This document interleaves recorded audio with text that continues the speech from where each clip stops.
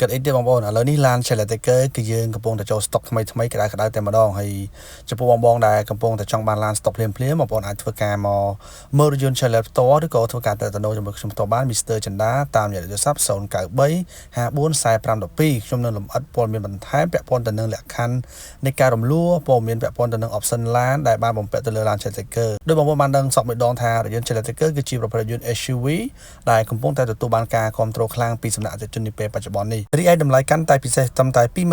$26500តែប៉ុណ្ណោះបើសិនជាបងប្អូនចង់ទិញបងប្អូនអាចទិញជាលុយសុទ្ធក៏បានឬក៏សិក្សារំលោះដែលផ្ដល់ជូនកម្ចីរហ័សប្រាក់កាប្រាក់ទាបបងប្អូនគ្រាន់តែមានលុយចូលរួមមុនត្រឹមតែ$5300បងប្អូននឹងក្លាយជាម្ចាស់រថយន្ត Challenger ភ្លាមបងប្អូននឹងហៅថារថយន្ត Challenger គឺជាប្រភេទរថយន្តមួយដែលសំចៃខ្ពស់ទាំងការបង់ពន្ធផ្លូវទាំងកម្រិតការស៊ីប្រេងរីឯរូបរាងក៏ផ្ដល់ភាពទាក់ទាញខ្លាំងនិងពេញនិយមមើលកាន់តែយូរគឺកាន់តែស្រស់ស្អាតអញ្ចឹងសម្រាប់ព័ត៌មានលម្អិតបងប្អូនអាចធ្វើការទៅជាមួយខ្ញុំផ្ទាល់បាន Mr. ចិន្តាតាមរយៈលេខទូរស័ព្ទ093